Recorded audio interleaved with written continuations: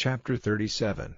And it came to pass, when King Hezekiah heard it, that he rent his clothes, and covered himself with sackcloth, and went into the house of the Lord.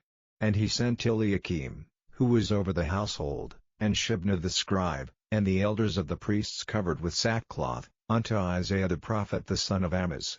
And they said unto him, Thus saith Hezekiah, This day is a day of trouble, and of rebuke, and of blasphemy, for the children are come to the birth, and there is not strength to bring forth. It may be the Lord thy God will hear the words of Rabshakeh, whom the king of Assyria his master hath sent to reproach the living God, and will reprove the words which the Lord thy God hath heard. Wherefore lift up thy prayer for the remnant that is left.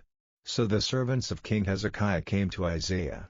And Isaiah said unto them, Thus shall ye say unto your master, Thus saith the Lord, Be not afraid of the words that thou hast heard, wherewith the servants of the king of Assyria have blasphemed me. Behold, I will send a blast upon him, and he shall hear a rumor, and return to his own land, and I will cause him to fall by the sword in his own land.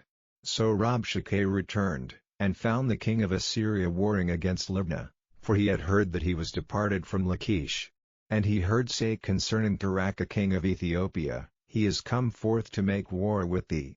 And when he heard it, he sent messengers to Hezekiah, saying, Thus shall ye speak to Hezekiah king of Judah, saying, Let not thy God, in whom thou trustest, deceive thee, saying, Jerusalem shall not be given into the hand of the king of Assyria. Behold, thou hast heard what the kings of Assyria have done to all lands by destroying them utterly, and shalt thou be delivered? Have the gods of the nations delivered them which my fathers have destroyed, as Gozan, and Haran, and Rezeph, and the children of Eden which were in Telassar? Where is the king of Hamath, and the king of Arphad, and the king of the city of Sepharvaim, Hena, and Ivah? And Hezekiah received the letter from the hand of the messengers, and read it, and Hezekiah went up unto the house of the Lord, and spread it before the Lord. And Hezekiah prayed unto the Lord, saying, O Lord of hosts, God of Israel, that dwellest between the cherubims, thou art the God, even thou alone, of all the kingdoms of the earth. Thou hast made heaven and earth.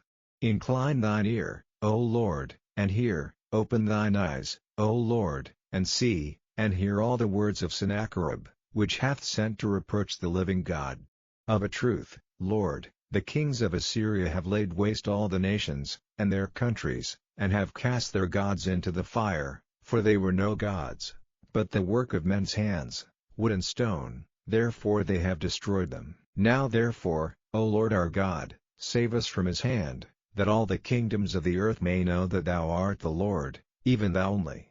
Then Isaiah the son of Amoz sent unto Hezekiah, saying, Thus saith the Lord God of Israel, Whereas thou hast prayed to me against Sennacherib king of Assyria, this is the word which the Lord hath spoken concerning him, the virgin, the daughter of Zion, hath despised thee, and laughed thee to scorn. The daughter of Jerusalem hath shaken her head at thee.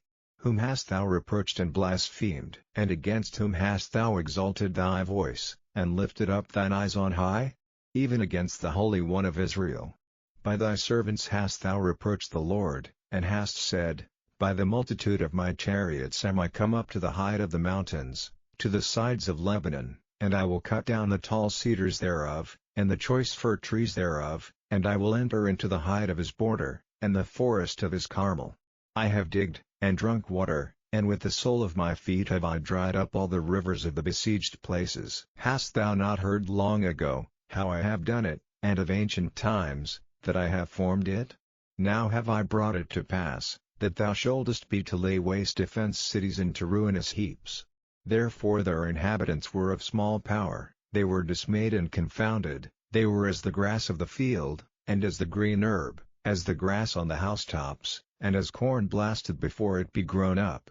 But I know thy abode, and thy going out, and thy coming in, and thy rage against me, because thy rage against me, and thy tumult, is come up into mine ears. Therefore will I put my hook in thy nose, and my bridle in thy lips, and I will turn thee back by the way by which thou camest.